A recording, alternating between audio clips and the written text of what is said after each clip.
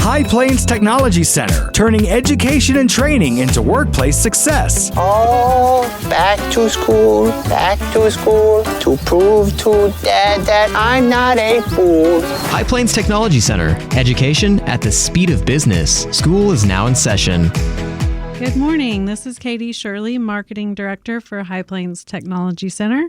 Once again, filling in for Taylor on our talk show today.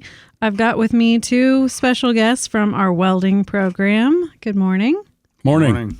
So I'll let you two introduce yourselves and tell us maybe how long you've been at High Plains, and why don't you tell us your favorite thing about High Plains? I'm Tracy Borden. I've been here 29 and a half years. The favorite thing is I get to be with kids and we burn stuff all day. That sounds good. Sounds fun. Jake Morgan. I've been here, January will be a full year, and I just really like interacting with the kids and teaching what I know to them. Yeah, that's awesome. I like that we have both a little bit of difference in our generations here. As Tracy says, almost 30 years, and but not much older than that. So that's cool. Yes, Tracy was my instructor whenever I went through that's in 2005. Pretty cool. So that full circle coming back. So you guys both have a lot of skills and experience to share with the students. So Tracy, what did you ever do back in the day before teaching? Which time? Just a couple of them. Tell us what you did. I used to make iodine. I used to be a fish flipper at Long John's. I was a that one I can't hardly picture. Yeah, I'm a reformed ag teacher. Okay, you were an ag teacher. How long was that? 6 years. Really? Where was that at? Medford. Oh, wow. Didn't know that. Yeah, really nice town. Yeah, that's quite the job. Ag teachers, quite a bit of. It's 24/7, 365, yeah. I've seen you don't just go home. It seems like it's something, they've always got something going on. Yep. And Jacob, what'd you do before we got you? I actually had my own construction business for a while. Before that, I land surveyed for a long time. And then before that, I had my own welding business and worked for Calvin White here in town, so got ties there, and Billy Key down in Visay, and then Smitty's Welding out west of town. Some good experience. Yeah. Awesome.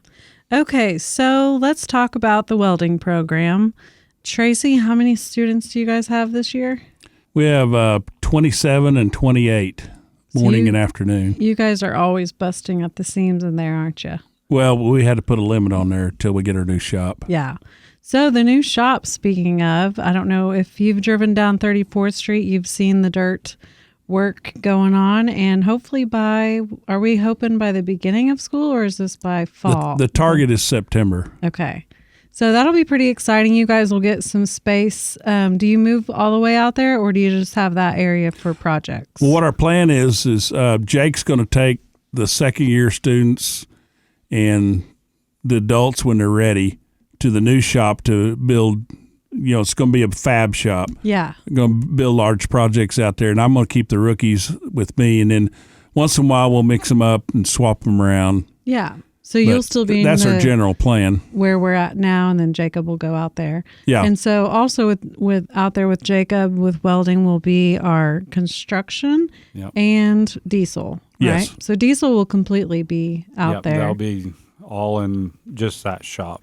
And then is construction going to be both places also, kind of project-based out there? Yeah. So the way I understand what Pake's told me is he's going to keep cabinetry in the shop that he has now, and then do like the tiny house will be out in the new shop. Yeah. That's big projects like that. Yeah. That's pretty exciting. So we are definitely looking forward to that, and just been a long time coming, huh? We teammate with construction on that because we build their trailer and then they build a house on top of it.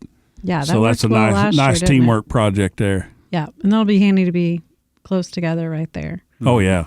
So tell us about some of the projects you guys have started working on this year already.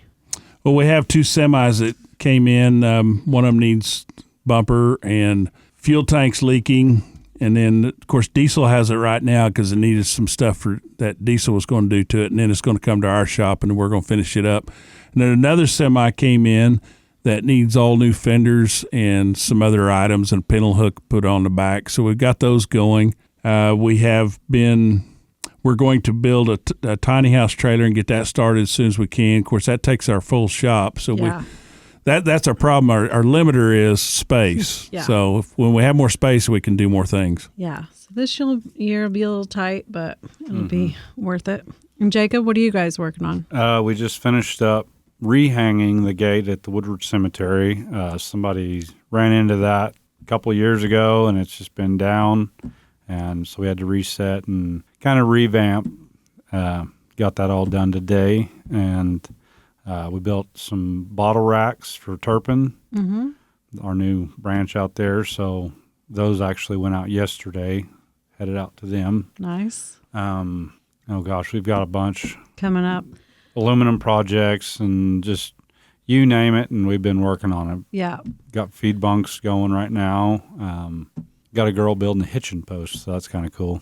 Okay. She's going to actually put it to use. She works with her dad on a ranch, Nice. and so she's going to build it there in the shop and then go install it, and then she'll actually tie her horses up to it. So Seems that's like we pretty have cool. quite a few ranch students come and get to work on some of those cool projects that they actually, what was it, the Cowboy Church? We did Yep. their built the shoots. buck and shoots for Yeah. them last year. That was a fun project. Yeah. So how would you say these projects help students develop technical and problem-solving skills? Well, one of the things is they're going to have to learn to work together. A lot of times the customer doesn't have a real plan. They just say, I need this. Yeah. And so they'll have to figure all that out and get it planned out, drew out, figured out, and then they have to go buy all the materials and collect all fees that are needed from the customer, and then make sure the customer's happy in the end. So it's a great teamwork project. Plus, all their problem-solving skills that they have to put in to get that done and get it right. Yeah. So the students actually work with the customers a little bit. Oh, yeah, hand in hand, sure. That's very helpful on the skills, soft skills practice, and because that's a big part of it. Mm-hmm. So, what about community partnerships? Tracy, tell us about some of the support you guys receive from our local industry partners and the key role that they play in your program's success. We work really heavy and close with Woodward Steel. They let us have all the practice metal we want, and then we take all our scrap to them, so it's a win-win for both parties, and they do a lot to help us out, and things that we need, they'll find it for us and take care of us there. Jeff and Josh Wilson and Jace out there at Petroleum Services have been great partnerships for us. They make sure we have pipe when we need it. Former students such as Calvin White, Travis Case, Charlie Baeza, Antonio Alvarado, several others are always looking out for us. When they find something that we need, they bring it by. And that's been a great partnership for us. And they also come in and work with students some. Yeah. Well, we are definitely thankful for those partnerships and just appreciate all that they do for you guys and the whole school. So tell us, how are they able to incorporate creativity and craftsmanship into some of the welding projects? We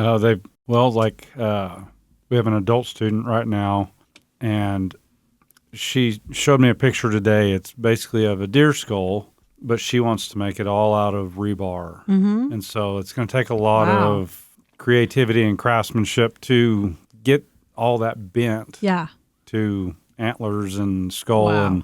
And then she's going to build a table on top of that. It's going to be a coffee table. Oh, my. So pretty big. Yeah, it's going to be big. So she's got all a vision. out of rebar. Mm-hmm. Has she seen something like this before? Or She this showed is me just... a picture, and she's like, I want to make this out of rebar. That's awesome. Well, definitely get me pictures of that so I can share on social media. Also, I remember what was it, Haley Klein's roses last year? Was it Haley that made the roses? Or Right now we have Phoebe in class. She's making metal roses. Yeah.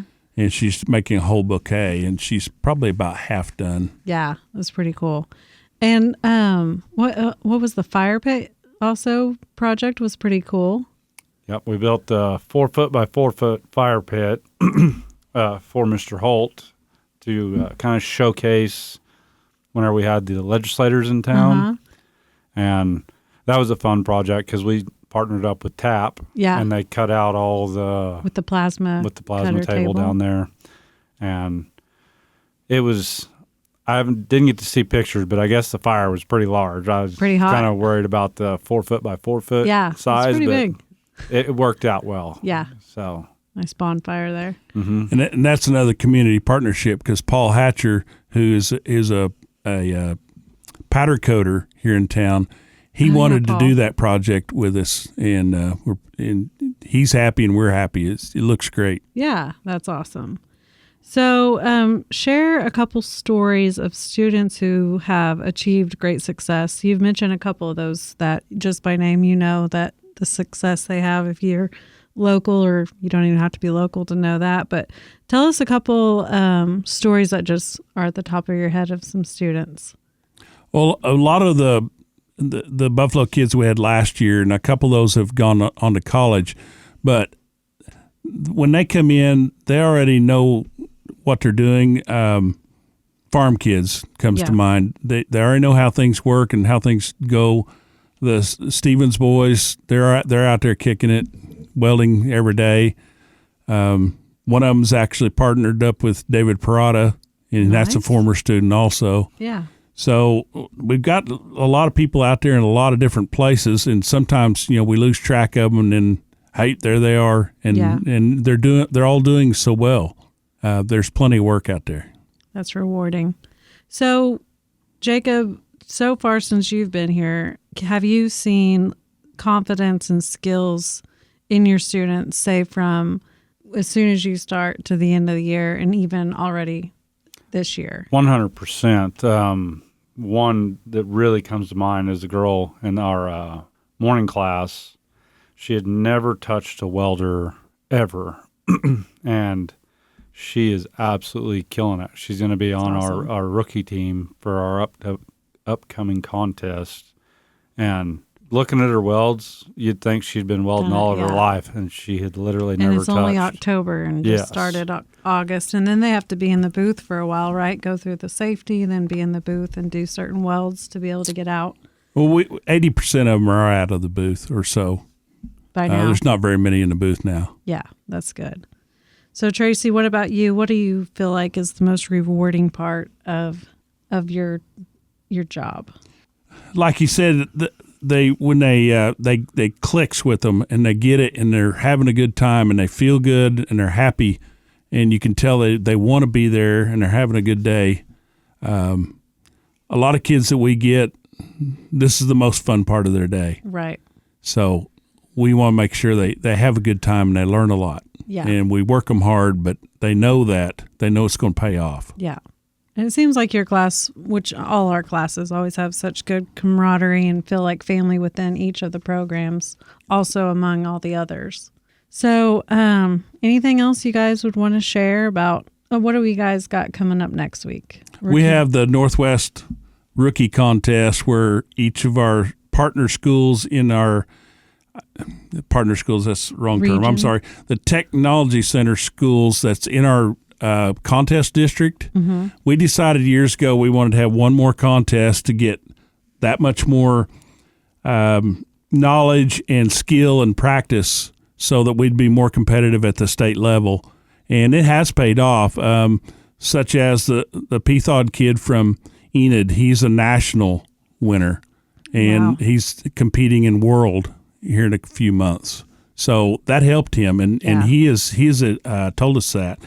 So each one of our partners in our district are bringing 2 first-year kids to this contest, and they're going to do some basic welds and basic cutting, and then it'll be judged by Kent Waddell from this area and a former student, and he's going to judge those and pick the winners and place them. Awesome. Well, I think that's some great info about our welding program, and you can always go to our website and check out the welding program page, and there's a video and just more information about what they learn, and always welcome to come see what's going on out there. Hit them up if you've got a project in mind for them to come do, and I also want to share for High Plains, just general wide, is that we have wind applications are being accepted until the 31st next week, and this is for the class starting in January. So if you're not following us on social media yet, I highly recommend you do so you can kind of keep up with a day in the life at High Plains. So thank you guys for being my guest, and everyone have a good day. You too.